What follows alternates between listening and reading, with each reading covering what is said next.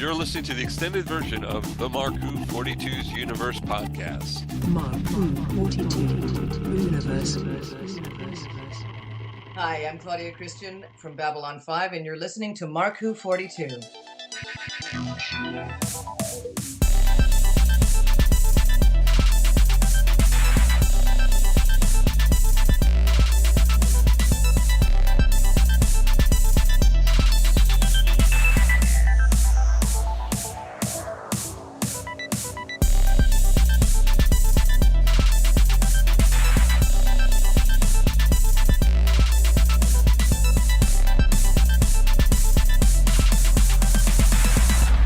Welcome to Mark Who 42's Universe here on the Subspace Radio Network. I'm your host, Mark Baumgarten, and with me today are... Shadow Council member, Eduardo M. Freyre. Ed, how's it going? It's going fine. I actually want to, let's start the show off with a little bit of a shout out. Want to say happy birthday to Joanna Dunlop from Lovely's Cosplay. Oh, happy birthday. Who else do we have today? Vicky Jakubowski. Hey, Vicky, what's going on? It's not snowing. Wow. I That's know. incredible. Don't say, okay. Oh, don't jinx it. Don't jinx it. Vicky, don't jinx it. Don't jinx it. It's not, Okay. don't jinx it. Just say the weather's fine. Just say the The weather's fine. weather is fine. That's The There weather you go. is just fine. There we go. Yeah. Just want to make sure. Just want to make sure because I don't. Yeah. I know. And Right until now- the right whole now, week yeah, has I'm just- happened with no snow, as Yeah, far as I'm shh, concerned. shh. We don't say deserve the that. S word. I deserve Shh. that. No, don't say this. Don't say the S word. Don't say the S word. No. I'm not going to say the S word because then that'll jinx it, and we'll get Mm-mm. we'll get weather conditions we don't like. That's all I'm going to say. Yeah, about that. don't go there. And finally, we have an Imperial spy with us. We have... Former Mandalorian Zion Quiros. Hey, Zion.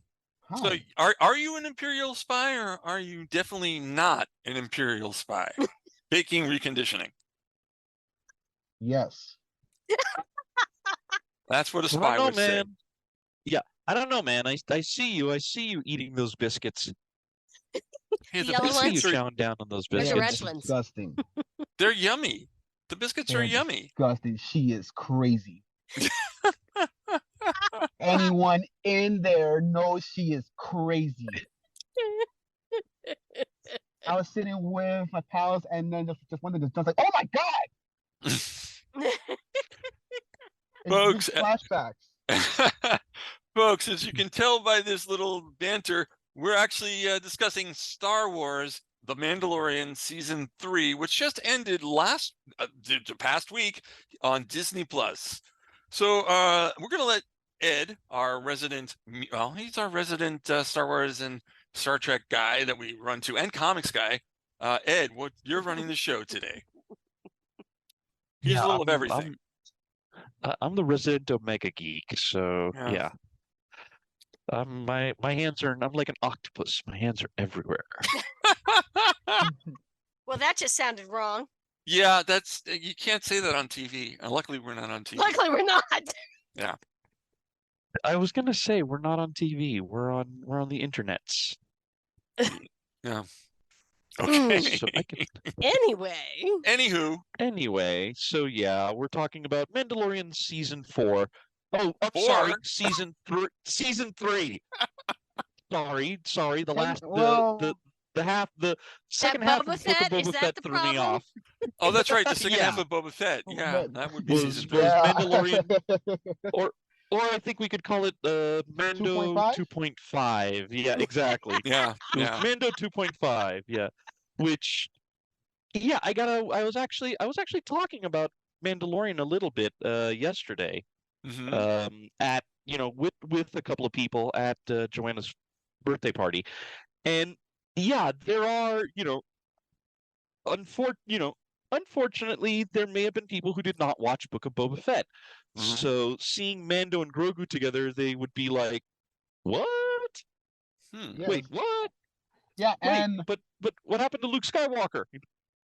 exactly. And if you go through the recap, they only have the scene where the armorer tells Mando that he's not a Mandalorian no more. So they didn't even touch up Yeah. on how Grogu's back. He's just back. Yeah. Yep. It's just he's just back. I mean, okay. I will say that, the start of the season, it does tie into the armor telling Mando or Din Djarin, yeah, you're no longer a Mando because you took your helmet off. Yeah. It's like, sorry, no taking the helmet off. And it's like, okay, well, wait a minute.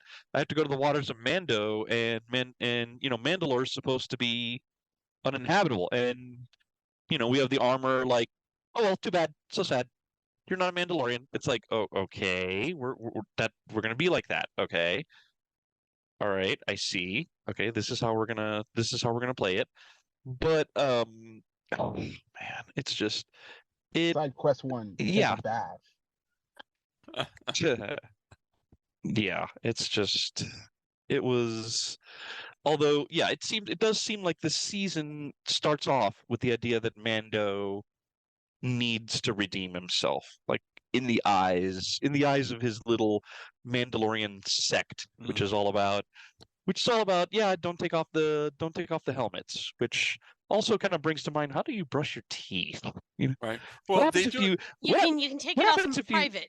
Yeah, they teach you how to eat. Oh, And okay. they teach you how to eat in this season. That you lift them out. You go private and you lift the mask off. So yeah, you Yeah. could do that. You could do that to brush your Although- teeth. Yeah, although what happens when you go on a date? I mean, Oh. can you like? Because here's the thing: we saw that one Mandalorian This actually had could a kid. devolve into except was he a biological child or an adopted child? Because that tribe appears, it makes me think of the Cathars, where their children were all adopted. And so it's this concept of, Mando was a foundling. A lot of them are foundlings. They refer to it multiple times, both in this season and in previous seasons. So I kind of get the feeling that they don't have their own children. They don't date. They don't marry. They don't do any of that sort of stuff. They do the way. Well, the way. what's the way to have kids then? You don't. You adopt the I foundling. guess Oh, they they adopt. adopt. Yeah. Okay. Well, adopt the no, foundling. no. See, I don't think they adopt.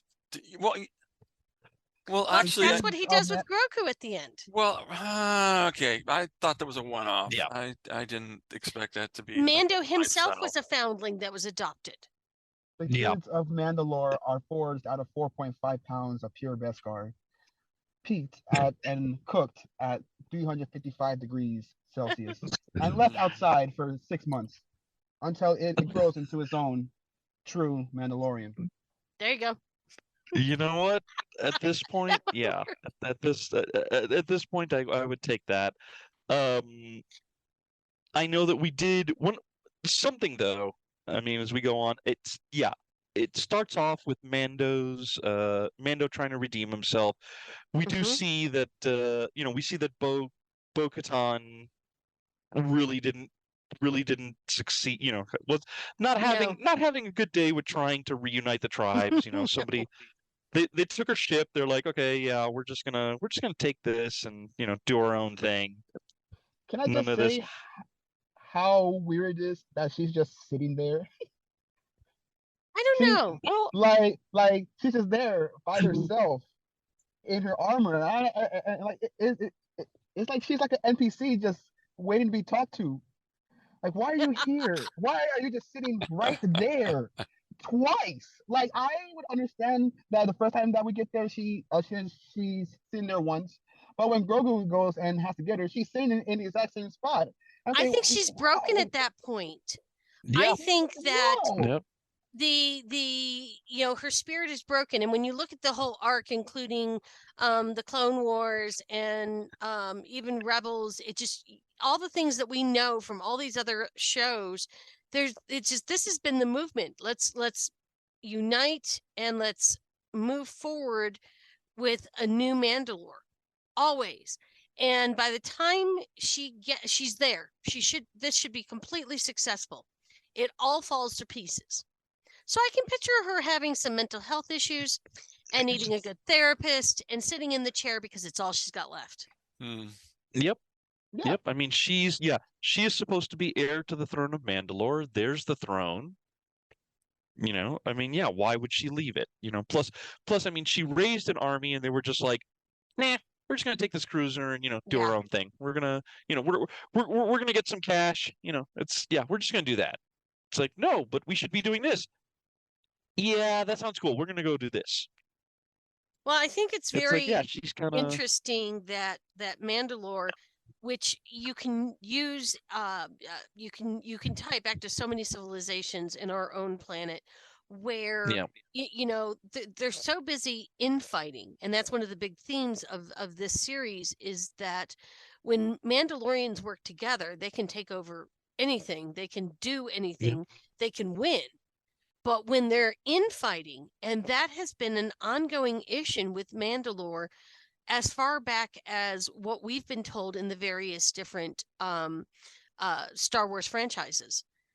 And yeah, it just, it's so insane. And then you've got these, she loses the black saber. Boom. You can't be the ruler anymore. Then we have this other faction that's really ultra conservative, must wear the helmet, must do this, must do that. This is the way, no this deviation. is the way. Yep. Exactly. So Yep. when Well, you even have groups that are like that, it's not a surprise that they were kind of all or nothing. And as soon as it Yeah. wasn't all, they were like, see you later. We're now going to go be We're out, yeah. mercenaries. Yeah, we're out. We're gonna be mercenaries. But I do have to say, I love the first episode though. I love. See, I don't know what it is, but it's like, well, first of all, Grogu, I can't. Like, I don't think I'll ever not find him adorable. Uh, Showing off I don't think any of them was that little thing from Rise of Skywalker, but those little aliens, those little Babu droid, Frick. yeah, the Babu Frick, the Babu Frick aliens. Oh, they. I'm sorry, but I'm like everybody. I'm like a bunch of other people on the internet. I'm just laughing my head off at the bad baby, no squeezy. That was just, that was too much. I, like everyone else, finds him adorable and such, right? But like, I don't know if anyone else feels this way, but I feel like we should just left him in season 2 with Luke, because through most of this series, he's kind of like just there, at least just for me. Like, like he's still a baby. He's still the same that he was practically in the first episode, minus us getting these small little flash moments when he's in IG-11. But he's Hmm. practically still the same character that we've had from the first episode. And I just would like just a little something if we're just gonna keep him around. I mean, what do you want him to start talking or something? Do you want like Teen Grogu?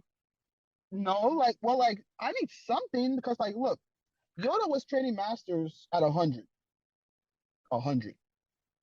Grogu is 50. Somewhere along the lines, the maturity has to hit eventually.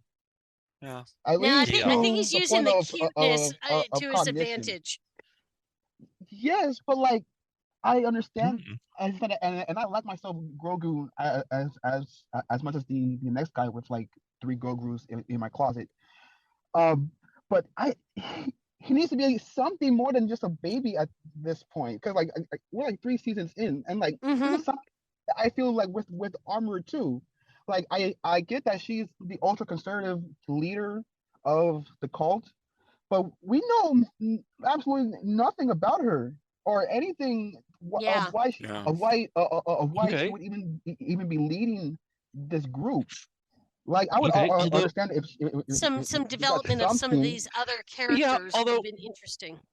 No, Here's the thing. but like Here's I'd be fine with it, but we're just 3 seasons in. If you're getting what I mean. Why don't we have more information yet? Why yeah. don't we have some Well, growth? Well, I think okay. Well, first of all, I mean, with Grogu, yeah, we don't know how. First of all, we don't even know what the species is called. That's been yes. one of the big, that's been one of the big question marks in Star Wars since Yoda first started doing his, senile old man in front of Luke. That was my best Yoda laugh. Apologies to Frank Oz if it wasn't like totally but yeah, we don't even know the name of the species. We don't know if the maturity is something that will just kick in overdrive at a certain point, or or if different different members of the species mature at different rates. As for the armor, it's like, yeah, we don't know what she looks like underneath. We don't know a lot about her. But it's like, do we need to know? I mean, does it make her character a better character if we know, more about her? Because it's like, I kind of feel it's kind of like when Marvel finally decided to give Wolverine an origin. Oh Did my we god. did we need to know that? No. Did we need to know that? Did we need to know that his real name is James Howlett? No, we did And not. that, and that he was the sickly child until the first time the bone claws popped out? Did that make the character any better? Knowing that his name wasn't actually Logan? So it's like, what, do we really, the armor is an interesting character. And I think the fact that she is such a fanatic and we don't know where this comes from adds to an interesting mystery that is something, that we can, that adds kind of to the character. I mean, we didn't find out any about, the Mando that ended up sacrificing himself to fight off Right. Gideon's forces. All we know is that he had a kid. Whether or not it was his biologically or he adopted, we don't know, but he had a kid. He and Mando have had issues. Like, I know he tried to swipe the Darksaber when Mando showed up to talk to the armorer. We know some stuff about him, but we don't know a ton. And now it's kind of a moot point because he sacrificed himself for the rest of the group, and who knows if we ever find anything out. Yeah. But Right. is the character, but the thing is, but again, does that make the character any less? Is the character now any less of an interesting character because we didn't get to see what was under the helmet? We didn't get to, we didn't get his backstory. We don't know why he's so, why he has such a beef with Mando. Like, what were they in Mando school together and Mando would steal his lunch money? We No, don't know it has that. nothing. But it has nothing to do with the impact. I mean, of how we know much about the character, but it's more about the actions of how the story goes on. Like, everyone follows her blindly, Yeah. but why? So how Yeah. did she become the leader? And well, I No, think some of the it mystery is is both not about good and I want to know leader. more. It is not even Yeah. about being a leader. But, like, for example, like the nameless Mando that we just said, his name is Paz Vizsla, right? Yeah. He's a descendant of Pre Vizsla, who was a holder of the Darksaber. We have a reason to actually know him and like to actually I actually care about his death because we're watching the death of Vizsla. But the armor, she's just the armor. It's like I just want to know why she's the leader, if that makes sense. If I have to just narrow it down. Okay. Which, by the Sometimes way, we we just haven't want to know been more. given anything about Yeah. it. And Yeah. because While everything we're- I just want to know more because we're 3 seasons in. I'll say this. I will say this. I found it interesting that when Bo-Katan is talking to her, it Mhm. mentions that she saw, a mythosaur. That the armor was just like, wow, cool. That's nice. And Exactly. I have to admit, It's there was weird. there was a part of me that was like, okay, is this kind of saying that she's going to try and downplay it because she's See, that's how I a took little it. worried about the significance. But yeah, then it turns, then she's kind of like, okay, you know what? We do need to reunite the Mandalores. All right, so this helmet thing will give a little. All right, we'll do. We'll That Bo-Katan yeah. was picked by the mythosaur to basically be the one who will unite it. So my thought is that is there prophecy I'm not remembering from something else? I'm trying to rack my brain that either we know about it or maybe we haven't been told about it. That the armorer knows something And the fact that it's Yeah. not just a beast in myth, that it really does exist. It really is on their home world. And it really is Yep. something there that, oh my gosh, we really need to get behind her. This is what we're supposed to do. And, you know, she seems to be what we could call the bearer of the word. She is the one who has kept this little ragtag group together. She is the one who has continued the cult that they follow, the version of Mandalore that they follow. Yep. And she's kept this alive. And then she suddenly turns and looks at this woman who she, of course, dismissed because she didn't have the black saber. And then when she finds out that she's seen the mythosaur, it's like, oh, hold on. Okay. Wait a Don't minute. get too excited. Don't get all fangirl. Yeah. But now this is how we need to move forward. This is the only way it's going to work. And she knows that. It's I find it fascinating the way that the actors do such a nice job of emoting through these helmets that you can't Yep. see through, you can't see eyes, you can't see, but you can see this body language. They do a really good job of that. And I felt that with the armorer. Yeah, and you know, and actually it's funny you bring that up because one of the topics of discussion yesterday, because was the fact that I get a little you know, a trope that I'm finding kind of annoying is in, you know, in superhero and sci-fi movies is if you have a character masked, let's find reasons for them to take off the mask. It's like, yeah, I get it. You have Pedro Pascal inside the armor. Quick, let's have him take off his helmet for a brief second. It's like we don't need that. We don't need reminders by having them take off the masks. We don't need we don't need RDJ take off his Iron Man, you know, the faceplate in the Iron Man helmet every so often so that way we'll remember it's RDJ or, you know, or somebody, you know, somebody high up being like, hey, we got this actor. We need to make sure people can see his handsome face. Quick, let's have him take the mask off while he's, you know, so he can, you know, take a sip of coffee. It's like, yeah, that, you know, it's this. And it's also another example I would give is Edward Norton in Kingdom of Heaven. The fact that he had that mask on the entire time and it still worked. It's like you don't need to unmask somebody for them to emote, for them to, you know, give like an emotional performance. You know, you could just do it by voice, by body language. It's like, yeah, that's the thing. You know, that's one of the things about acting. You can use more stuff than just the voice. What? Yeah, it's possible. I'm using my body to reflect my emotions. My shoulders are slumped, so I've had a rough day at the office, and I'm home and really tired. You know, Ed, Acting! I'm thinking what you're saying about not, you know, the removing the mask and stuff. Remember when Stallone played Judge Dredd? And he took the helmet off. Yes. Judge Dredd character would never, ever, ever, ever take off his mask. And Stallone, Right. because he wanted people to know it was him and wanted to be the star, had a scene. If I'm correct, that was part of the deal he made, that he had to take off the mask. If I remember reading that correctly, years and years and years and years ago. Well, and then this is why, you know, if you ask people which is the better adaptation, they say the more recent Dredd movie because Carl Urban didn't take off the freaking helmet. Nope. And then there were two doubles for Pedro. There's Brendan Wayne and Lateef Crowder. So does that mean that Pedro Pascal doesn't actually do anything except when he takes his helmet off, except voice No. it? Is he in the armor? He is some of the times. It depends on what's going on. Okay.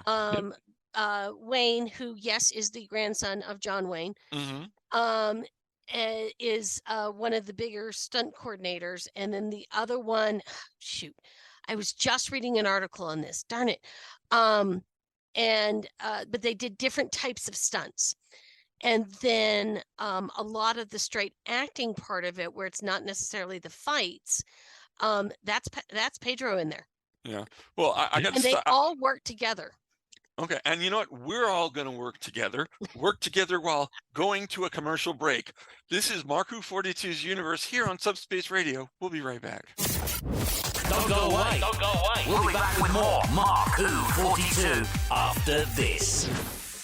Oh, hey, I got something. Since 2009, we have been the premier cartoon podcast here at the Geekcast Radio Network. We are Tooncast, from taking you beyond the cartoons we grew up with to seasonal saucy toon talk, and now we get the origins of toonsters everywhere as we ask guests 30 questions about their cartoon watching experiences, plus so much more. Tooncast is back. Join me, TFG and Mike, and the rest of the GCRN crew as we give you all the toon talk you will ever need, only on the GCRN, and wherever you consume your podcasts. We are beyond good, beyond evil, beyond your wildest imagination. We are all tunes all the time here on Tooncast. Yeah. You are listening to Mark Who 42's Universe. Welcome back to more of Mark Who 42's Universe on the Subspace Radio Network. I'm your host, Mark Baumgarten, and with me today are Eduardo M. Freyre, Vicky Jakubowski, and, well, some kind of Imperial spy faking his ranking and conditioning, Zion Quiros. I'm gonna leave. That's what he's going by today, folks. No more Mando. No, yeah, I do not want to be a part of these Mando fools. there you go. Make sure you don't eat those biscuits. Okay. Never again. Never again. Never again. All right. So this week we are talking. I don't know, man. I'm hearing crunching coming from his mic. I am I'm too. hearing a crunching sound coming from his mic. I think he's eating one of those biscuits. Yeah. See, that sounds like someone that was not there on the moon of Endor. If you were there, you would not eat those biscuits ever again. Ever again. See?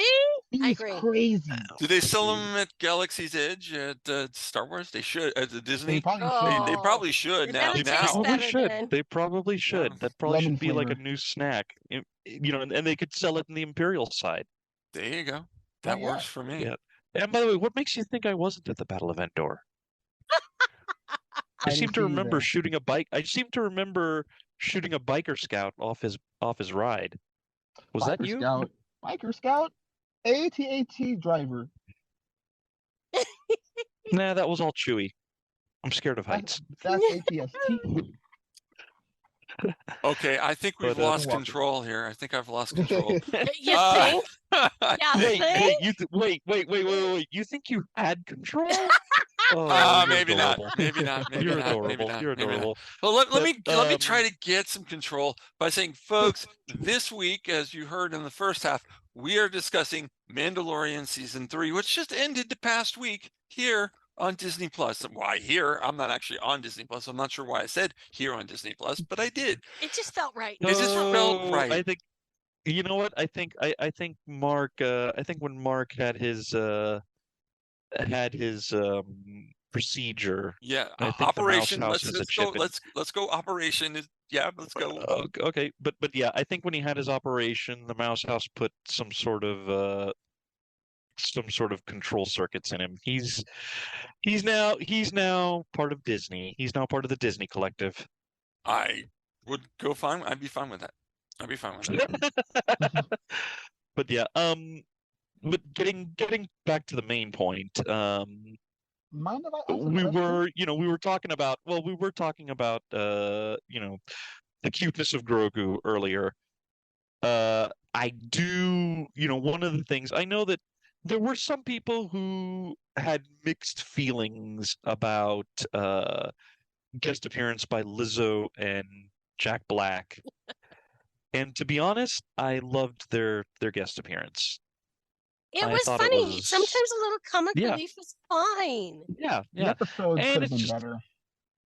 Well, no, but I had no problems with it. I thought the episode was great. I thought that Lizzo and Jack Black, yeah, I liked They their worked little very well comic together. relief appearance. Yeah, no, and what I like about it is it's interesting seeing somebody who we had a couple of instances in this season where we kind of took a break from we did have a break from Mando stuff where we did see Pershing and Gideon's spy in like, now in New Republic flavored Coruscant. Yeah. Which was the And longest episode of the series, right? I'd have to check on that. At But 50 something episode, at 50 something minutes. That would be the longest. Yeah, that would be the longest. Yep. It's over 50 minutes. I mean, to me, what was interesting about that, and I even like say that a little bit of this was in the Jack Black Lizzo episode.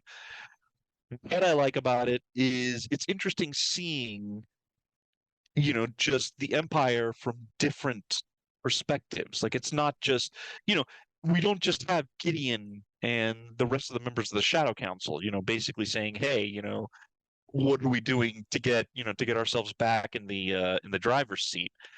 It's interesting seeing, we joke about the biscuits. It was interesting seeing a bunch of ex-Imperial soldiers just hanging out and being like, and just chatting like ordinary veterans would chat. Just being like, hey, did you have to eat the biscuits? Oh yeah. Oh, I had to eat them on Endor. It was horrible. Just talking about, oh, I had to do this. Oh yeah. Yeah. It was interesting because it then adds layers to the Empire where it wasn't just a bunch of people being, how do I be evil today? What sort of space death weapon do I create today? There were guys in there who, were just, they were conscripts, and I'm pretty sure that some of the other guys that were in that that little ex-Imperial housing unit, I'm pretty sure some of them are just like, hey, a paycheck's a paycheck. I don't care if it's the Emperor or if it's Mon Mothma. I'm getting a regular check, and I got a roof over my head. Hey, whatevs. I don't care. Speaking of and then I which, think also that's and then also that's to me like the thing, Jack Black and Lizzo's characters, especially Jack Black since he's the ex-Imperial. Yeah, you could tell he was not. You could tell wasn't that high he up? was not a mustache twirling villain. No. He probably just did. He did his bit. And if he went the entire time without running into any rebels except at the end when they started, when they became the Republic, it's like, yeah, no, I'm whatever. It's like, he's somebody that it's like, yeah, he doesn't care. He doesn't care about the old ways. It's like he's married, all these guys are just having a good time. That's it. That's all you need. So it's interesting seeing that. it is it's nice, but I don't get why it has to be in the Mandalorian. Like I feel like this, along with a whole bunch of things in the series, just takes away from who we should be focusing on, and that's Din himself, and learning more about him. Like Well, everything in the season, we've learned nothing about him. And in fact, I feel like it's a complete de devolution of all the character development that we've got so far of the character. well, Because but we're then focusing here's my on Bo and and now the upcoming of the First Republic, and we have to fit all this within what, 8 episodes? well, but then here's my question though, because we did have some stuff about about the how the New Republic is functioning in the post-imperial world. We had some stuff on Bo-Katan, and you're saying that you wanted more on Din Djarin, but here's the thing though. My question to you is, what is it that you feel? What is it you feel that we haven't gotten yet? Where do we need to go with Mando? As far what do I you will tell feel we you, need to learn about him? not sort of learn, but like character development. Like we have no focus on them at all. Every focus in this season is focused on Bo-Katan and her ascension to Mandalore and the rise of the First Order and such. Right now, what you're asking I will say is this: everything that was given to Bo could have been given to Din. I'll tell you why. From the, the point of deviation was when we came across the mythosaur. It pulled Din down. Bo has to save him. Pulls out. She sees mythosaur. Din doesn't see mythosaur. Bo takes information to unwrap blah blah, and we talked about the rest all already. Now my question is this: why couldn't that have been given to Din? There's nothing in Din's character, because we again have nothing to know about Din, that Din couldn't send to Mandalore. We had to give it to Bo, even though Bo has 3 cracks at it already. She tried already in the Clone Wars. She had it again at the end of Rebels, and she now said that she gave it up to Moff Gideon. So that's 2 or 3 cracks at leading Mandalore. And that's another thing. Like, no one here has any remembrance of any Mandalore history. Like Axe Wolf's side, who actually cares about the Darksaber, would remember all of Bo's runs about leading Mandalore. No one's saying anything about it. That's fine, but I want to know, why couldn't anything of like this be given to Din? Because there's nothing in his character, as you said. Like, we haven't known nothing about him, that nothing that was given to Bo could have been given to Din, because he held the Darksaber. I don't know why we gave it to him, because he did absolutely nothing with it. He could even use it. No, you're right. You're absolutely right. There was no reason for him to ever have it, except why would you give it to him if he's not going to use it? But then here, but then here comes Bo, swinging around like she's a freaking Jedi. And once she gets it, and then it breaks, and then, spoiler alert, it's broken. There's no more Darksaber. So it's for nothing. Well, I think that had to happen because it needed to stop being that they had to have Excalibur to say who was going to be king. It needed to not be. I was going to say, that. One of the things about, I would say that, one of the things is the idea that the Darksaber, does not need to be this end all. Leadership doesn't need to come from the fact that you have the shiny, sharp thing. Right. Exactly. It can come from another. It can come from another source, and that's why I think the Darksaber had to go. The other thing, listening to Zion, listening to what he was saying. I mean, I see what he's saying. Also, at the same time, why does it have to be Din Djarin? Why can't there be? Why can't we have? Why can't we? I mean, Bo-Katan because the show's called The Mandalorian. This is his show. But was the whole thing? It is literally Din's show. No, it's not. Because it's not called Din. If it was Din's show, it wouldn't be called The Mandalorian. It would be called Din Djarin, or the saga of Din Djarin. No, because we have freaking Carl Weathers still calling him Mando. And when you read the the captions, I have figures that have Din says as the Mandalorian. This is not a joke. He is the Mandalorian. And in the captions, the closed captions always say the Mandalorian before he speaks, not Din Djarin. Says the Mandalorian. Right. I think it's supposed to. I'm just saying, and then, but also I'm saying, some of the stuff, you complain about some of the focus on the New Republic, and then, we may or may not be getting some stuff on the rise of the First Order, and we did get a hint about what to expect, maybe what to expect when Ahsoka gets her series. Mm-hmm. But to me, I feel like just as it's important to work on Din Djarin's character and on the Mandalorian, it's also important to build the world he lives in. Absolutely. That also needs some focus, and we need to know what's the world that he inhabits, and what is going on, what is going on that can inform, what happens to him and what happens to Grogu and what happens to the other Mandalorians.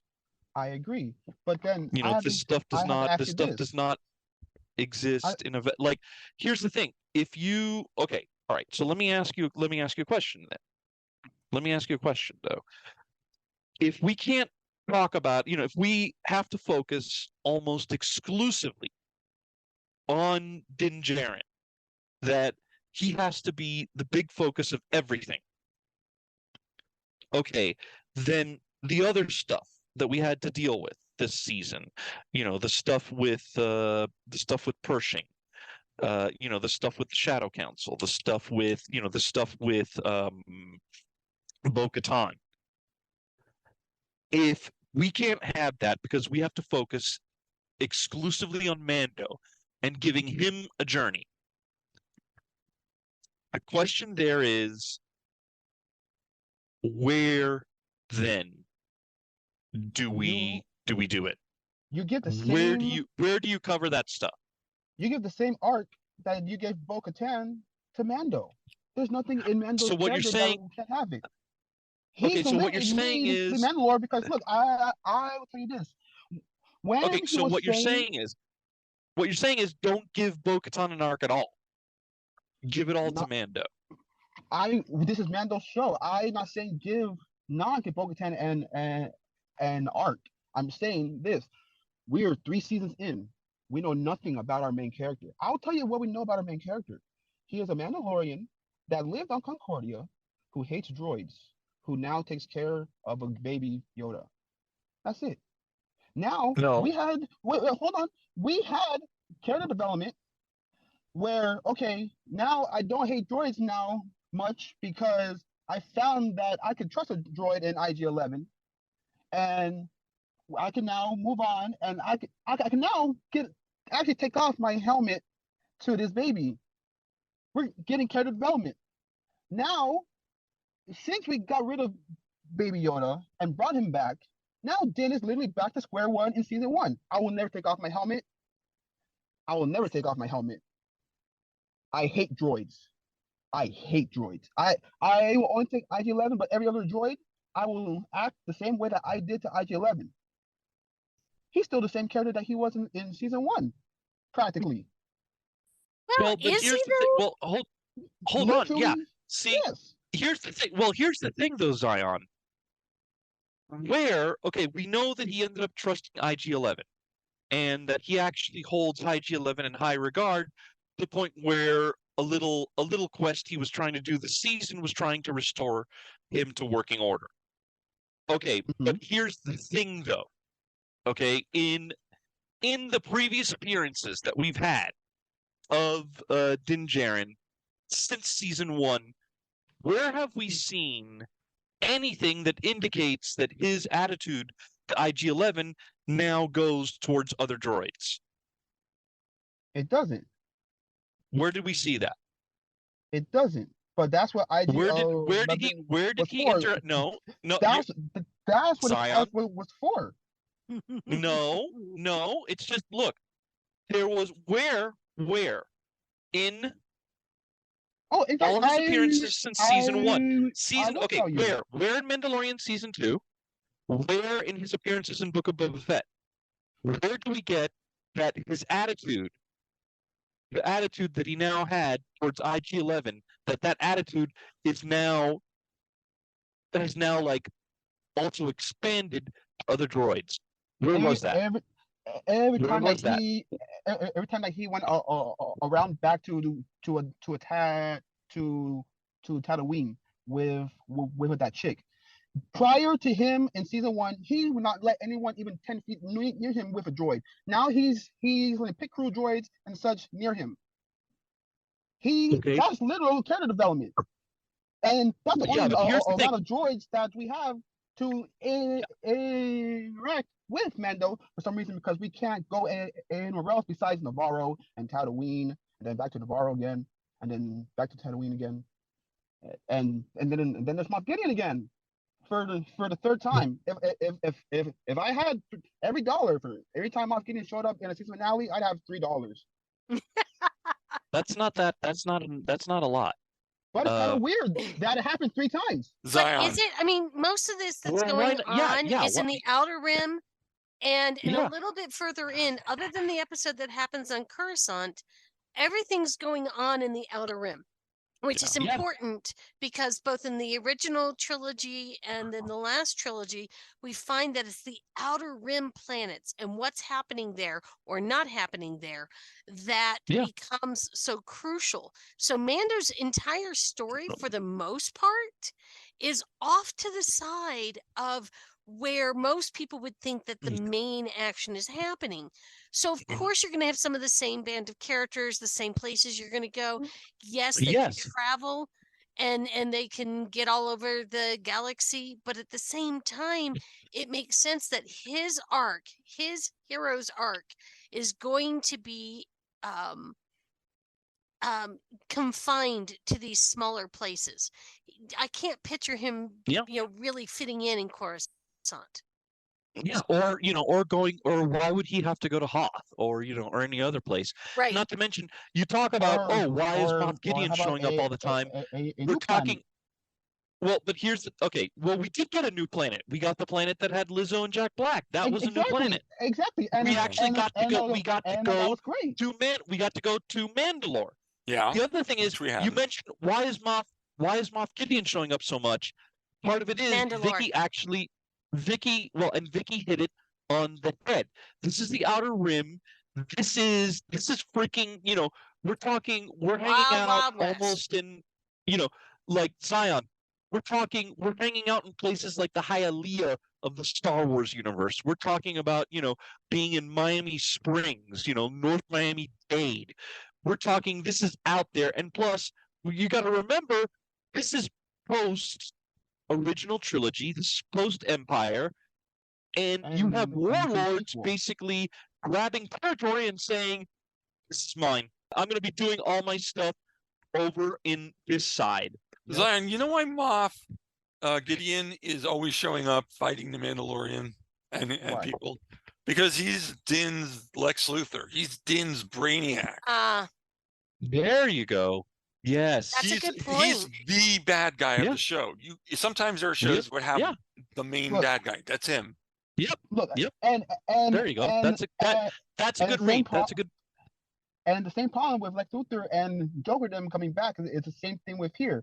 So we have the New Republic, right? In fact, now let's talk about the New Republic, right? Because now we are doubling back and having to watch episode 7 through 9 and seeing the complete hairball that is that New Republic that they wrote, and now we have to cover that and make it fit.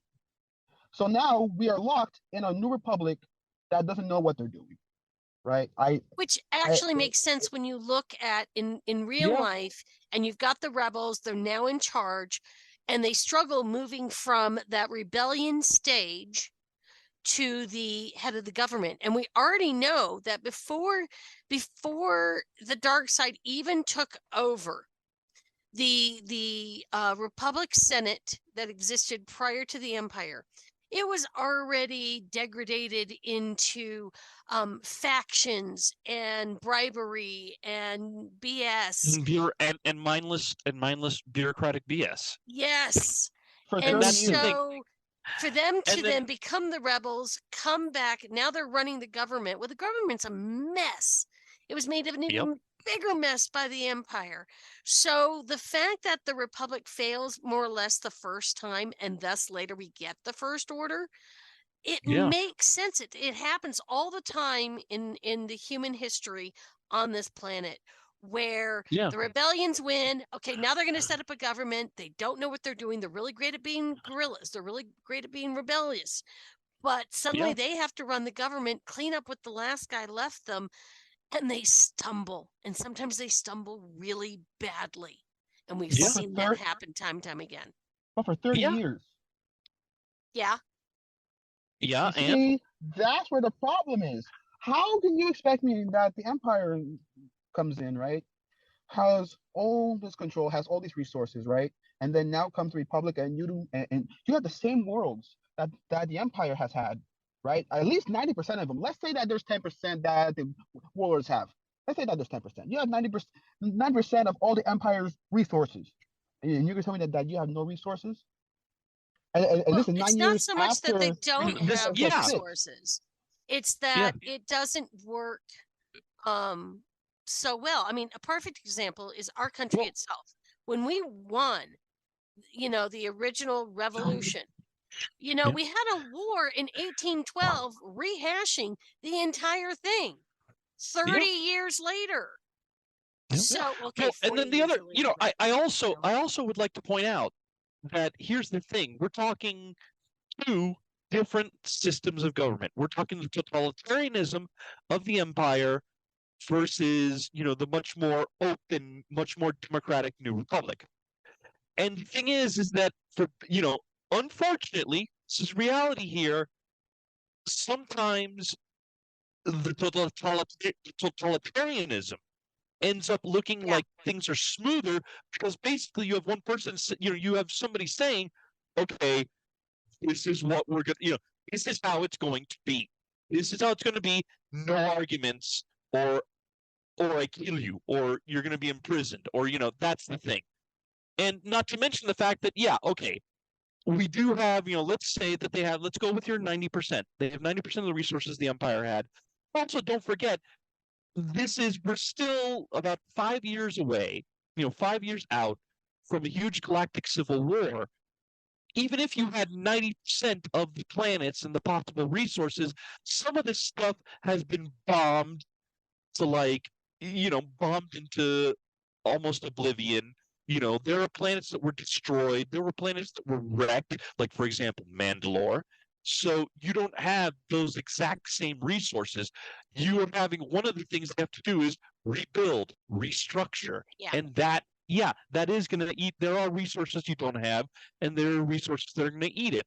Not to mention the fact that it doesn't matter if you're the Empire or the Republic. There is one thing that is always going to be constant with any form of government, and that is the B word, bureaucracy. You are going to have people hemming and hawing and trying to move stuff around and, trying to convince themselves, oh, this doesn't need resources. That doesn't need resources. Oh, we could resource over here. Well, if I give you what you want, that means I can't do this. And I don't know about that because technically they're not, in the Republic. So why do we really give these guys this much? It's a thing. It's a thing. It's one of those unavoidable things. I see. So it's like, the Republic, you will have people in there who will hem and haw because it's like, well, you got pirates on this planet, but, well, they're kind of not member worlds and it gets a little expensive. So I don't know.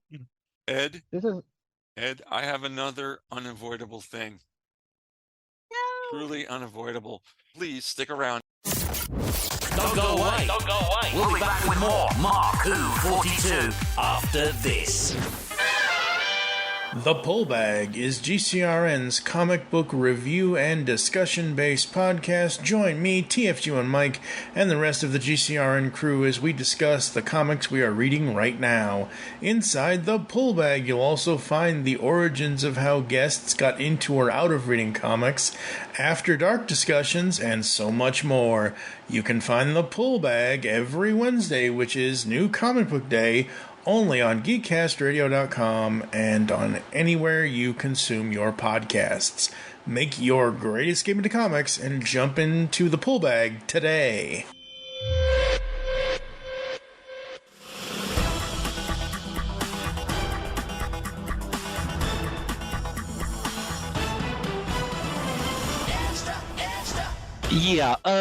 Hey, welcome back.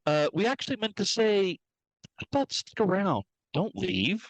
We're having a good time. We're having a spirited, lively debate. Oh my God, you why were. Why leave the door open, Mark? I Why don't know. leave the door open? What are you doing? I didn't mean to not come back. What are you doing? Well, all I know is the door is ajar, and a jar is definitely not a door. So Oh, I don't know. Was that a dad joke? Was that a dad joke? I'm not even sure that was good enough to be a dad Not joke. even a dad joke. Not even a dad joke. Okay. It's okay. That's okay. Why don't we just segue back to the? We're going back. Even, So, okay. Not even self-respecting dads would do that joke. Ugh. Who said I respect myself? Anyway, I'm Mark. No, Vicky. Make a note. He's the one who said it. He's the one who said it. I Okay, didn't say it's that. in my meeting. Don't take it my out of meeting context. minutes. Don't take it out of context. Yes, there. No, It it's could out go there. viral, but no, make sure it's in no, context. Dude, too late. No, it's in Too context. late. You can't do that to Too me, Ed. late. You can't do that. Too late. Don't No, do you that, did it I love yourself. you guys. You did it yourself, dude. I can't open the pod did bay it to doors, yourself. Dave. Can't. You did it yourself, dude. I can't do that, You Dave. did it yourself. But getting back on topic. What was the What topic topic? anyway? I After completely we get forgot our show. confirmation, after we get confirmation from Mark, he actually confirmed it. We have audio evidence. I'm Yeah, wiping the after, tape when we're done. Uh-huh. It'll be But, gone. It'll be gone from the cloud. yeah, but still, Vicky and Zion and I heard you. I was okay. Getting back, I'm not giving a joke getting about back on that. topic. Getting back on topic. What was the topic? Let everyone know what the topic was, because I don't remember. It was Mandalore. Well, if they didn't leave, they'd know that we were talking about Mando season 3. That's true. If they didn't leave, you're right. If they Or if didn't they leave, came but on, they or if they joined us, they know. If they just joined, if they just joined us, they know. Everybody should know by now. But getting back on what we were talking about. Okay, something I do want to cover because we mentioned the Shadow Council. We really haven't spoken about that. I just got to say, well, first of all, it's interesting that Gideon is not doing his stuff in like a bubble. It's not stuff that he was just doing on his own, that he's part of like I guess we could call it a conspiracy to kind of get the Imperials back in the driver's seat. My thing though is first of all, we got to look at what I'm guessing is Hux's dad. Yep. Yeah, that was cool. I'm guessing that's Daddy Hux. That was cool. But the thing that made my jaw drop, the thing that made me go, "Oh, gee," it's not just that we had a reference to the thought. Mm-hmm. It's who everybody was talking to when we got a reference to Thrawn. The fact that one of the other guys in this big council meeting was Captain Paleon. Yes. Mm-hmm. I was just like, holy God. See, we already know that we had Thrawn in Rebels. We already have had the Ahsoka trailer, so we know he's coming. But the fact that Paleon has also now made the jump from the Legends continuity, the current continuity, I was just like, oh, gee. Oh, wow. Okay. This is cool now. Holy cow. I'm just like, yeah. All in. Oh, yeah. No, they are going completely all in. It makes me wonder what other characters we have waiting in the wings because, holy cow, that was awesome. And it also makes me wonder because in the Legends continuity, post original trilogy, we had a bunch of former Imperial admirals and generals popping out of the woodwork and becoming warlords, or trying their hand at being the new leaders of the Empire. And we had, one of the things we had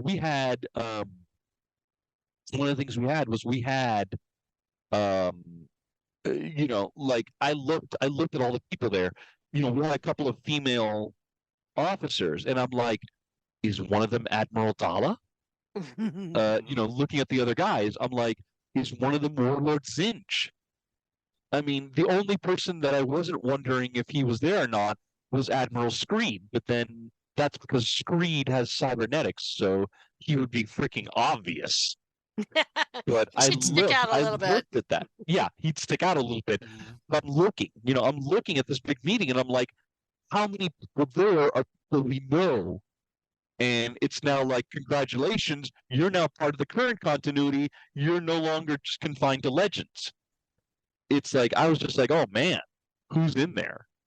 I thought who's in that there that we whole don't. thing was so fascinating Oh, yeah. because it proved, just like we saw in Andor, that some people are working with the Empire not out of fear, not out of control by the Emperor in some way. There are some people who are in it for a variety of reasons, and usually personal gain is right up there with it. So it's fascinating to see. You got the Shadow Council meeting, and if you're not familiar with any of the other TV shows, animated, whatever, and you saw that for the first time, you'd go, this explains how the Empire was still kind of running behind the scenes after Return of the Jedi, but before the last three trilogy. Yeah. It starts to click, because I really feel that this whole season sets up the last trilogy. It sets up some of the TV shows that we've got coming, like Ahsoka and whatever it is we're going to do for the New Republic. I know that's changed versions a few times. It also explains some things that have happened. It explains, and to me, with the whole the main story of this one really being the bureaucracy and the fight for Mandalore, which has been set up since, I don't remember what season that was in the Clone Wars. Wasn't that like the second or third season of Clone Wars? That if you look at it that way, you can see this arc that's gone on for more than a decade of our time of reclaiming Mandalore. Vicky, there's another setup.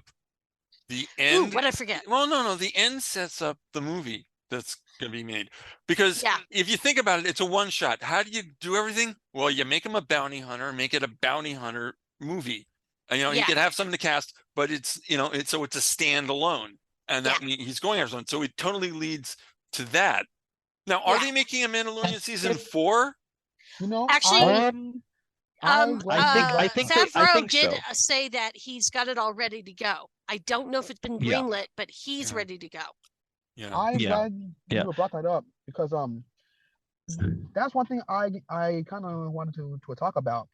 Has anyone heard of the show, or the show that was canceled, Rangers of the New Republic? Yeah, as far as I know, that once Gina Carino basically burned bridges, that was that's kind of DOA. Right now, that's probably DOA. They're going to go in a completely different direction now. Yeah. No, it's gone. It is completely canceled. Now, one thing I want to ask was this: so the placing of that clonist episode in Mando was really weird in placement. It was just okay. Really? We with Mando with Bo. Okay, they jump off to hyperspace. Okay, and then we are on Coruscant for 40 minutes. Okay, now we're back with Mando and Bo. But that's not the point. The point is that if you look at it a certain way, the cancellation of Rangers of the New Republic and all the things that was put into Mando season 3 about the New Republic, I feel like it was supposed to be in Rangers of the New Republic. So then they molded Mando season 3 to compensate for the loss of Rangers of the New Republic. Hence why now Mando is technically a Ranger of the New Republic. Maybe because isn't that what he is now? Like a bounty hunter? That will work for the movie. I think. He's right now. I think the best word. Yeah, the best word is independent contract. Independent, unlicensed contractor. I'm sure that Carson. I'm sure that if no W-2 for Mando. Yeah, no W-2. It's all, it's all tax-free cash. It's, and I'm sure that if you try to talk to Carson Teva, he'll be like, I don't know what you're talking about. It's like, I know you have don't you have a Mandalorian on your payroll? What? No. What are you talking about? I don't have it. What are you talking about? Yeah, what are you talking about? Zion's right that I think that it really does kind of, season 3 is such a gap filler. Like we've been talking. It just, there's a lot of things that are going to be happening in the Star Wars universe going forward that it And I like the fact that we got multiple stories. It wasn't just the Mandalore. It wasn't just the Yeah. Mandalorian. It wasn't just it was more, and it kind of set things up. And to me, because I've read a few reviews and some people seemed really confused by the clones, to me that sets up episode 9, the movie. Yes, it is because It might well it he doesn't gets set up the like we still okay, well first of all I mean let me start off with a question. Does anybody seriously think that Moff Gideon is dead? Ooh. No, because that Does death was anyone very really cheap. ever die? Because he just stood there. He just took the Yeah. fire, and he's Yeah. in a power Well, suit. I'm almost certain that he's not dead. So yeah. I'm gonna get $4. Also, you know what? Here's like the most important thing about Moff Gideon's death is, yeah, he died in a massive fireball, but beforehand we saw that he was, one of the things that was interesting is he had Pershing mind wiped, and then, he tells the Shadow Council, it's like, uh-oh, Pershing got mind wiped by the New Republic. Oh, well, so sad. Guess we can't do cloning things with that. Oh well, darn. And then we find out that he has his own little, he was playing with cloning on his own, probably not with, the Shadow Council's knowledge. The fact that he had clones of himself sitting in the tanks, ready to go before Mando blew them up. And here's the thing, with a tactical genius like Gideon, if you're somebody like Moff Gideon, do you put all your eggs in one basket? Do you just simply have that little vat of clones and that's it? I would not be surprised if there was another Gideon clone somewhere else who then woke up the minute this Gideon that we saw blew up. Yes. I wouldn't be surprised if, he wakes up and he's like, I just blew up. I'm upset about that. I thought I was only supposed to blow up in Breaking Bad. Yeah, it's it's one of those things. It's just like, I wouldn't be surprised if he had a clone, stored Had another somewhere. one off-site. Yeah, exactly. No, like your backup should always be off-site. Exactly, because I mean, here's the thing. We're talking, why put all your clones in one place where if they all get destroyed? I know that a friend of mine in the conversation yesterday, like honestly, I wish you guys were there because that would have been, we would have had too much great fun. stuff got talked about. Yeah, we would have too much fun.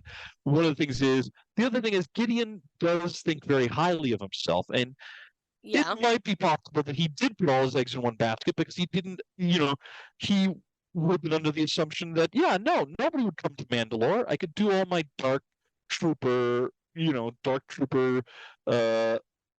could have all my dark trooper playtime and no one's going to come here because everybody thinks this planet is like uninhabitable. Maybe maybe that would have been his big tactical error, maybe. But I'm gonna say that he has a few he's got a few Gideon clones in the oven, and still in the oven, and one of them probably activated after his death on Mandalore. So we might see him again. Zion, you might get your $4. I would say if you're gonna make bets though, try to get it for a bigger sum, because $4, I think you might be able to grab some stuff off a dollar menu in a fast food restaurant, but come on, man, you need to get some big cash. You need to get some big cash going here, man. Not grabbing a couple of tacos at Taco Bell. Come on, man. Oh my God. Come on, don't grab the kitty fries from McDonald's, dude. Can I talk about my favorite cameo? Ooh, which one? Zeb. Sure. Does anyone know who Zeb is? Who? Zeb. You see, this is why we are going into scary territory. So, Zeb is a main character from Rebels, and he was the purple thing that was talking to the X-wing pilot in that episode, and he said, "Good luck with that." He is one of the main characters in Star Wars Rebels, and so now what's coming up now is Ahsoka. Ahsoka, I'm gonna be honest with you, by off-rip trailer, by the first 30 seconds, is Rebels season 5. So Ah. everyone is going to need to watch Probably. Rebels. See, I was Wait, wondering what? if that was Zeb because I said that character or that species is in Rebels, but I didn't catch that it was supposed to be him. But that makes perfect sense. No, Yep. it was. And You know, set up. it's. By the way, it's confirmed, Vicky. Yeah. I've seen. I went to IMDb for this, and I saw. I think I saw somebody. I saw some posts about this on social media, so I went to IMDb to confirm. It is indeed Zeb. Oh It's wow. Zeb. Blum. And by the way, the voice is Stephen Bloom, the same voice as Rebels. So it is him. It's him. It's definitely Sweet. him. So yeah, Kind of makes me so wonder. Hey, kind of makes me wonder. With we got Zeb. It kind of makes me wonder: are we going to get at some point, are the heroes going to have to get some? Are they going to have to maybe talk to a certain transportation solutions gentleman, for some work or for some gear? And he is going to be saying, "Yes, I can get that for you.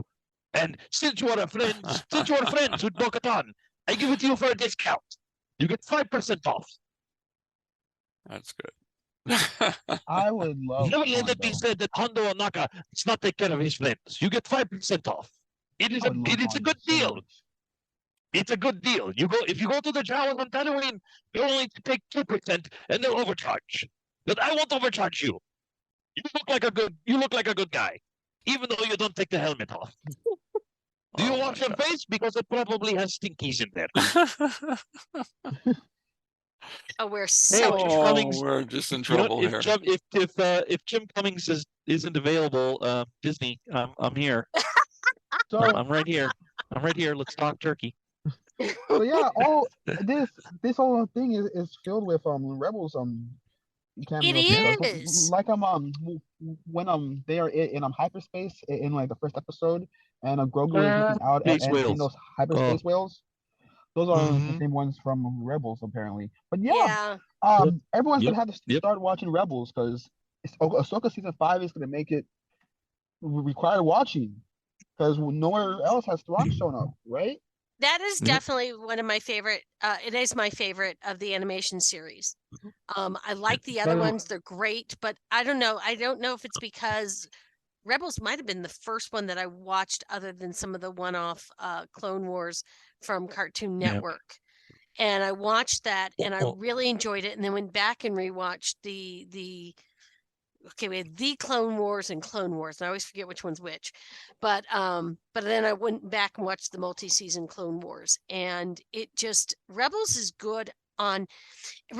everything that's good about Star Wars. You've got humor, you've got emotions, you've got surprises, you've got story links, you got people in hiding, you got all this great stuff. And I love the fact that there's all these different tie-ins. I love the fact that there's all these tie-ins between the various shows because they are connected. They're connected actually much deeper than some of us realize. And I can't wait to see what happens next because of that. And I can't wait for Ahsoka because that could I don't know, that just might top my list. I'm just excited for the next one. Something that I would really love, because Rebels did this. That it's been a fan theory for ages, and Rebels didn't out and out confirm it, but I would love for it to just be confirmed.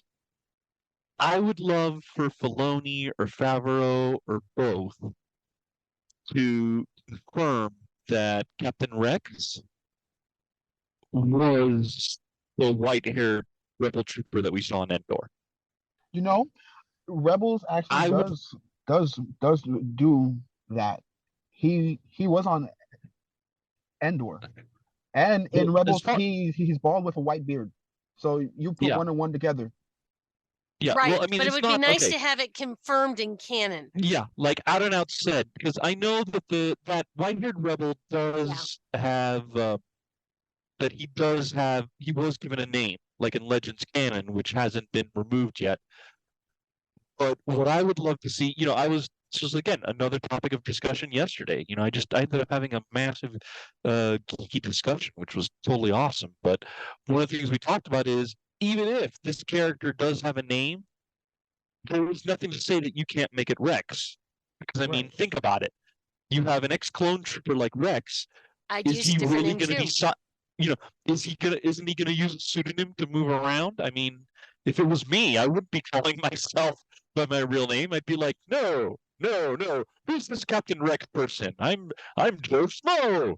See? I'm not the clone you I'm are a looking trooper. for. I'm not the clone you're looking for. Yeah, exactly. I am the Sorry. champ. Exactly. So it could still be right. What we need is that one trigger pull that just out and out says this is indeed Rex. This is indeed Rex. Everybody who thought it was Rex, you were right all along. We just need that. We just need that trigger pull. Or even conversely, if it's not Rex, then give us something that definitively shows that it's not Rex, so we can just put it to bed. Yes. Speaking of Rex, just give us something. Just show Rex on the bridge. Show Rex on the bridge of Akbar's ship or something. I don't know. Just something. Just like pull the trigger so we can put it to bed. Speaking of Rex and putting things to bed, Ahsoka's probably gonna have his death scene. And honestly, it is gonna suck. But honestly, I think we need it because if it's gonna be anywhere, it's gonna be here in her own show. At least that's what I would put it. And honestly, I'd hope that Filoni's thinking the same because these are his babies. So I personally think like right here would be the best place to close it because clones do age quicker than everyone else. So we're reaching the point of where he should be dead. Yeah, I mean, interesting. unless he found a way to retard his aging or stall it, yeah, we are probably getting to a point where Rex's story is gonna be done. Which, sad as that may be, yeah, no, I'm also curious because going forward, we can't, it would be interesting, how is the story of the Mandalorian going to close? Because we know the Mandalorians, we didn't see the Mandalorians active during the sequel trilogy. So either A, they were just hiding out in their own section of the galaxy, not wanting to get involved, or B, something happens that takes them off the board, which I'm hoping that's not the case because it would be kind of sad to have, the Mandalorians taken out, especially since we just got to see them get their homeland back. I agree, and you see, I have a problem with that because you have to get either or, and both of them don't sit well with me, especially with how it's framed right now. Because if Bo-Katan becomes Mandalore and brings back Mandalore as we expected to be, I have a hard time not seeing that Bo-Katan wouldn't get involved with the resistance, considering how the Empire cursed them the first time. It would almost be like a not again scenario. It's a now or nothing, especially since how Leia called out to the galaxy in 8 and said it's now or nothing. So if anyone would know it's now or nothing, it would be Bo-Katan and the Mandalorians, especially at this point since we're prior to 7. And as you said, just them just getting wiped out prior to 7 is just too sad to see. And I doubt that they would make a movie of that. So it's kind of like you're putting a rock in a hard place. Because of course, neutrality it's doesn't equal anything. Yeah. As we there is also something.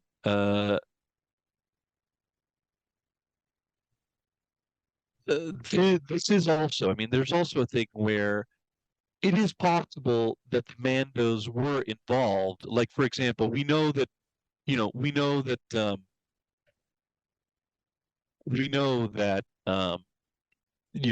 Lando called a bunch of ships to come help Yes. in episode 9. It is possible that it's possible that a few of them could be Mandalorian ships. True. I mean, I think wasn't there like a couple of Naboo starfighters in episode 9? I'm not sure. Possibly. Because if there They could have been. was, I mean, it's possible. It's possible one of them could be Mando himself. One of them could be Din Djarin. And by the way, I know we Interesting. were talking. You know what? We were talking. I remember we were talking about we were talking about um that scene with the space whales. Mm-hmm. I'm sorry, but I thought that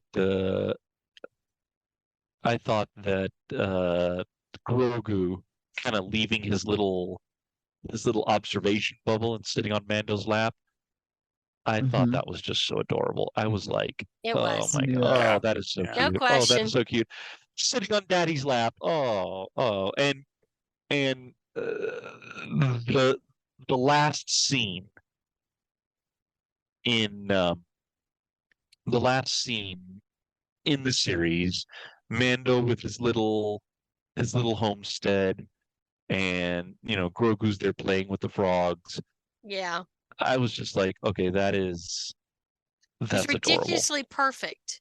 And that was It just could so have adorable. ended just there without future, movies and TV shows, and that could have been a good ending to the series. But I like the fact that we are going to have more adventures, and that we, at least at this point, it looks like we're going to have more adventures. But it's just talk about, as a parent, I'm not going to lie, and boy, that just looks like a fabulous way to raise your child. Oh yeah. Yep. And that is just and it is just so adorable. Just seeing and just kind of funny watching the Mandalorian just prop his feet up and be like, "Yep, I'm here. I'm just gonna prop my feet up. I'm just gonna chill. Yep, I got nothing to do. I can actually At just least not take right a break." away. Yeah. And by the way, I noticed that this season he didn't take his helmet off. Not at all. He had his No. helmet on the entire time. Yeah. And it goes back to what we were saying. It's kind of cool that we know it's Pedro Pascal in there. Yeah. We know it's him. We don't need scene for him to take his helmet off. I mean, Right. okay. When he and Grogu are kind of in their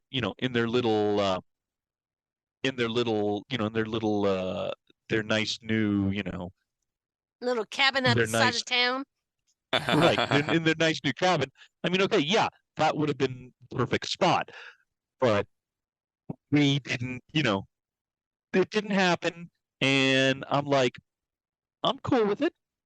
I'm fine with it. We didn't need it. It's fine. It's fine. I mean, that would have been the perfect place. They, trigger didn't get pulled, but I'm like, you know what? That's fine. That's fine. Because I mean, we still, it's still this very cute ending. And by the way, it was great seeing. I'm sorry, but the mech suit, the little IG-11 mech suit. They called it IG-12 once it was rebuilt. Yeah. And then he went into IG-12. That was whatever. perfect. The point is, it was adorable. It was adorable. Yeah. And come on. It was adorable. Fetching time. Yes. How many people spent going, yes. No. That was funny. That was nice. A question. Oh yeah, especially about when he broke up the fight. Yeah. Yeah. Yeah. Can I ask a question about IG-11? So last time that we saw him, he blew himself up, right? Yeah. Yeah. So IG-11 is an Imperial assassin droid. Yeah. The bomb is to destroy all vital components in case of any people that ended up being crazy enough to destroy it and wanting to get his information, or even rebuild it and such, right? So IG-11 blew himself up. how is IG-11 still around?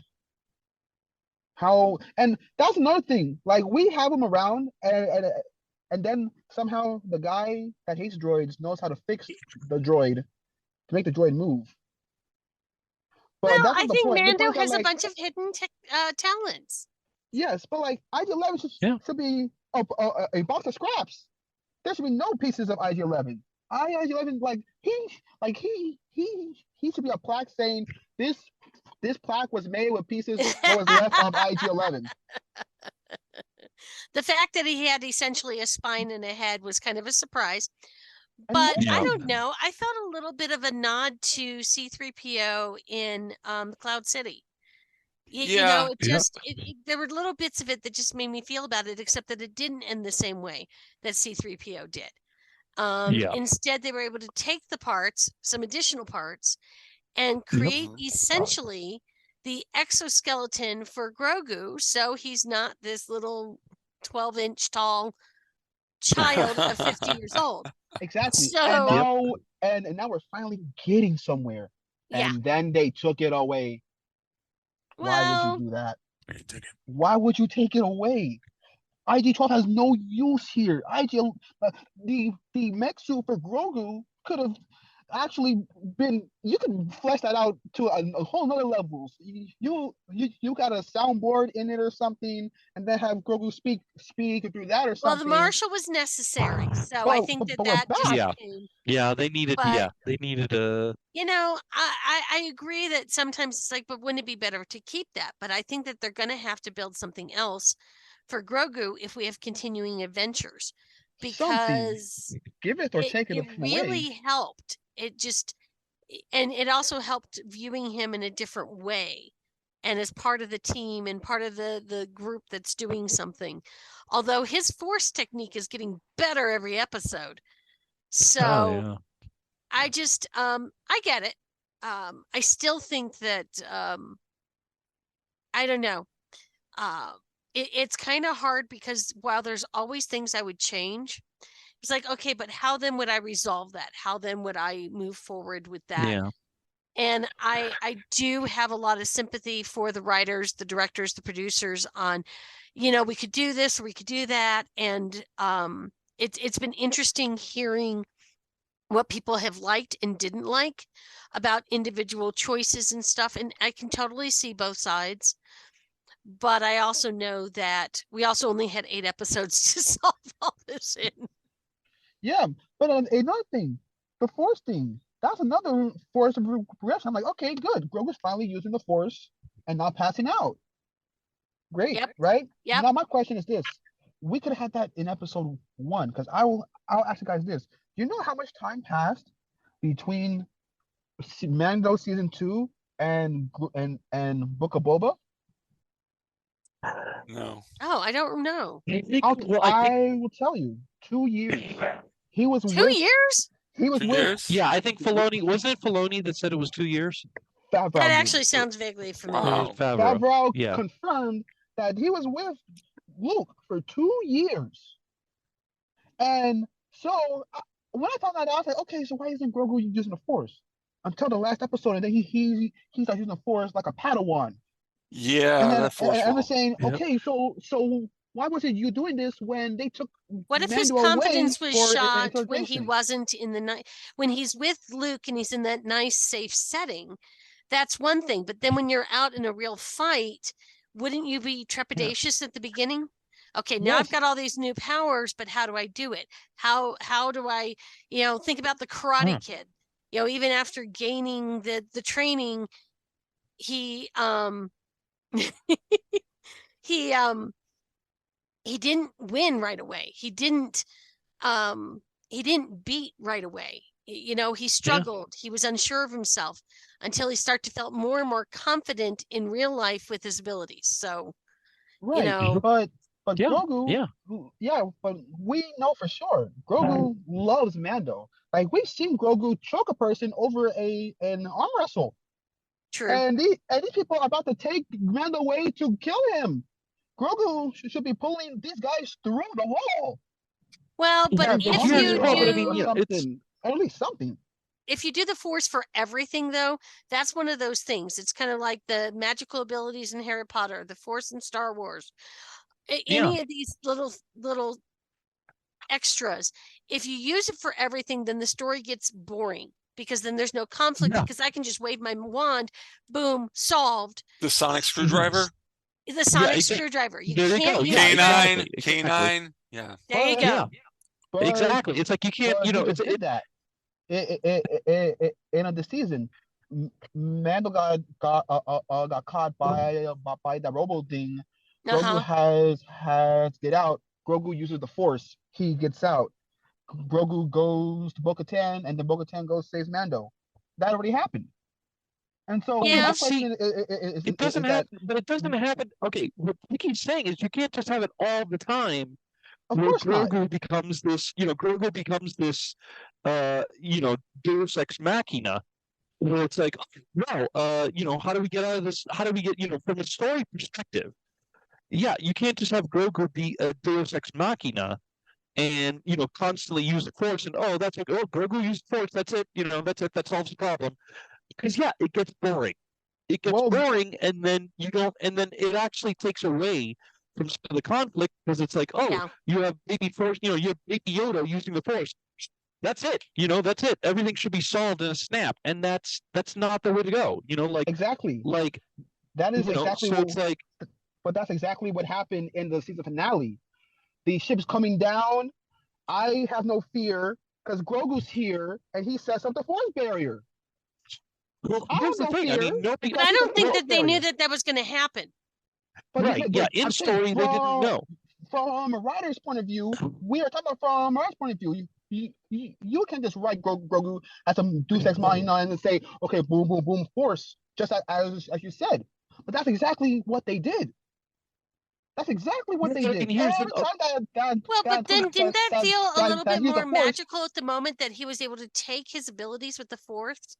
And not just stop a fight, protect somebody, or it was an actual big protection. It was Stu Storm bubble from whoa, But you can't ask for not using it for a Deus Ex Machina, and then see it in the season finale and not call it as such. Because that's exactly what it was from a writer's point of view. No, it's not. Well, okay. It was an easy, Grogu just uses the Force, and we're done. Because that's what they did. I found it very moving. And oh my God, I did too. Look at that ability that he had to go from just doing little movements to holy crud. Look what he was able to do at the end. I agree. Look, I agree with. See, here's the thing. I see what you're saying, Zion. Yeah. But what I gotta say is, it would have actually been if Grogu had been using the Force a bunch of times over the course of the season, then that moment would have been like, well, we don't have to worry because Grogu's gonna use the Force and things are gonna turn okay. We would know. The fact that he really hasn't been using it and hasn't been using it in such grand scale. That's the thing. This is the first time he's used it on such a massive scale. Yeah. So I don't mean it that way. That moment actually ends up having some power behind it because it's like, holy cow, he actually he took his first, as one would say, you've taken your first step into a much larger world. I agree. He took a step. He that big step, and it was incredible because we haven't seen him go that high before. I agree, but would it feel the same if I didn't tell you that he had 2 years to build off this? Because the show just feels like it was like a month or so, but that's not the point. The point is that the show should at least get a difference outside of these Deus Ex Machina moments of just showing Grogu just say, okay, he has the Force. Like, for example, he had that ball that he had, that metal ball that he used to fidget with and stuff like that. What happened with that?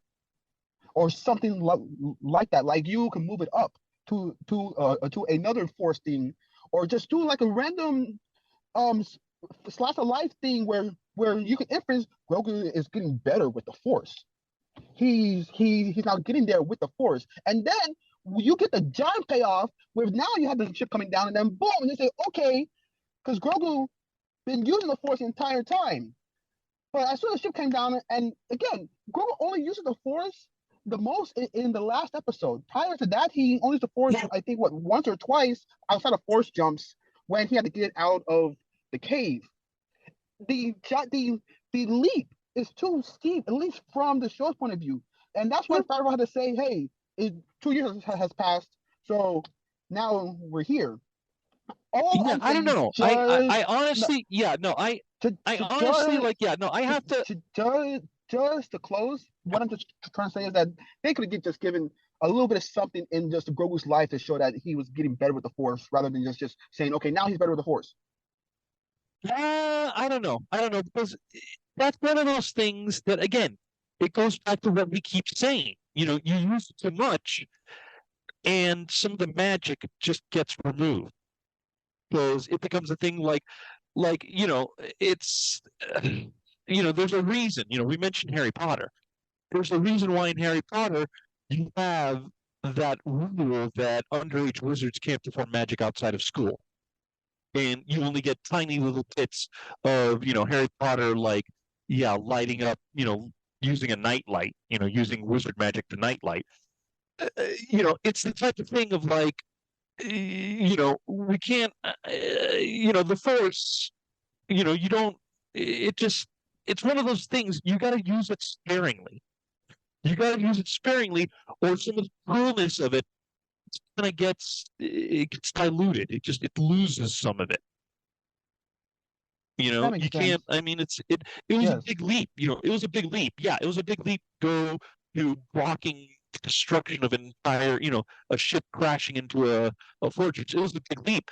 That's the thing. The moment then looks even more spectacular because, this is one of those things where it wasn't a lot of buildup.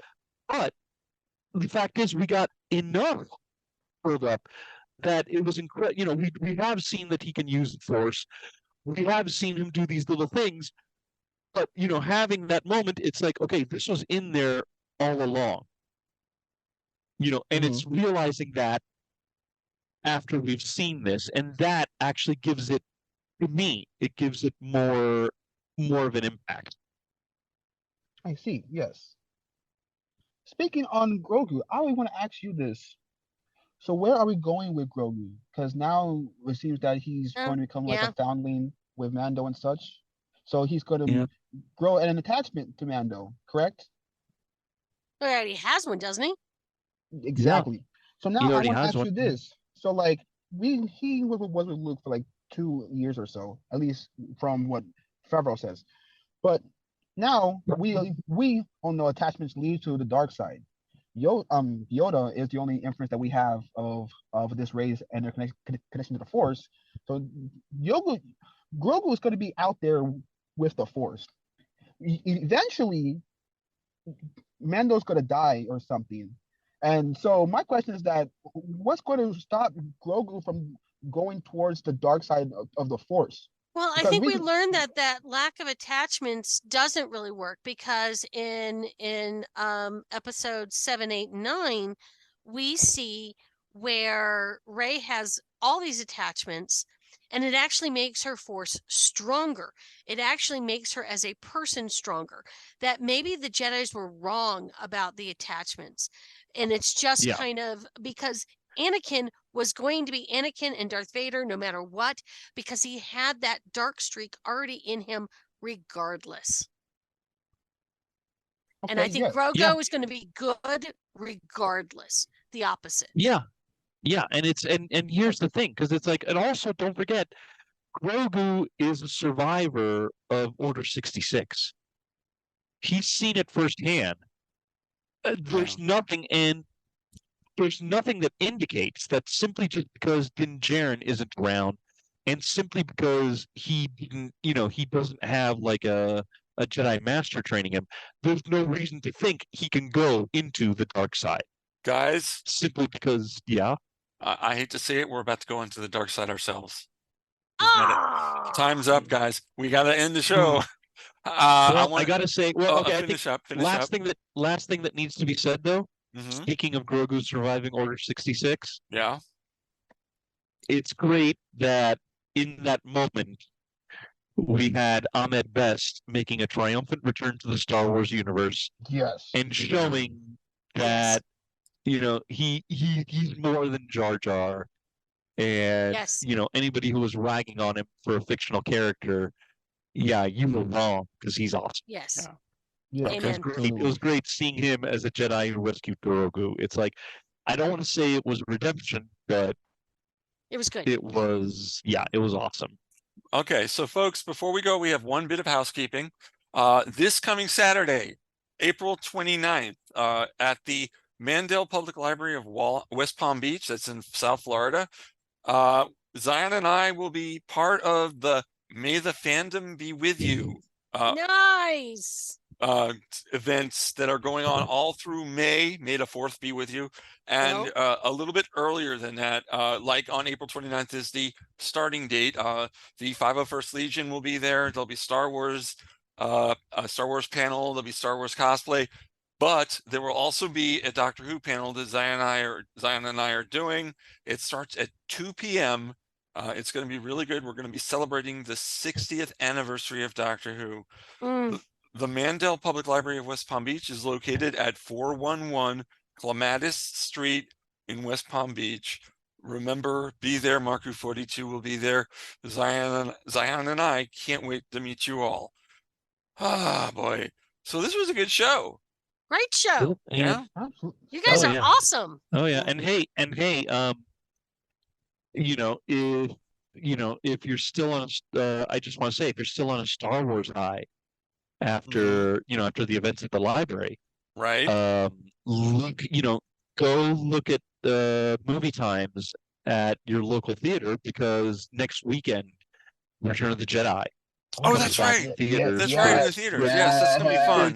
40th anniversary. I can't believe I'm saying that out loud. Yeah, that's gonna be cool. But yeah, so you could next weekend, even though May the 4th is the weekend after that, you could just make it a Star Wars weekend. There you go. Make it a Star Wars month going on, man. You could make there you go. You could start a whole Star Wars month starting at the end of April, straight to the end of May. Sounds like a plan. I like that idea, actually. I like that idea. Yeah. All right, folks. Of course you do, because I said it first. Yeah, definitely. Folks, we're going to leave you now here on the Mark Who 42's Universe podcast. My name is Mark Baumgarten. With me are Eduardo M. Freyre, Vicky Jakubowski, and the guy who's definitely not an Imperial spy, Zion Quiros. I said it one more time. I had at it 3 times the charm. We're going to say goodbye. One last thing, if I remember what I was going to say, and I can't remember it now because I'm talking too fast. Next week we will be talking all about season 3 of Picard, Star Trek Picard. Wow, what a great show that was. We will talk about that next week. I'm still not over it. Oh, wow. I mean, well, I'm going to save all what I have to say for next week. So bye, everyone, here on Mark Who 42. This is the way.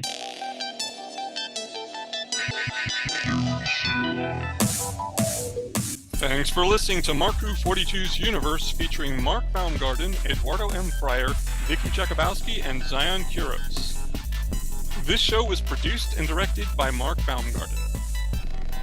If you'd like to get in touch with us, go to our Facebook page or email us at markwho42s.universe@gmail.com. Our radio show airs weekly on Subspace Radio Network at www.subspace.radio and on iHeartRadio. You can listen to our old shows at our website, markwho42.com, and many podcast platforms such as iTunes, Audible, and Pandora. And if you want to hear shows dating back to 2012 with over 150 celebrity interviews, try our YouTube page, Mark Who 42. Mark Who 42's Universe, copyrighted 2023.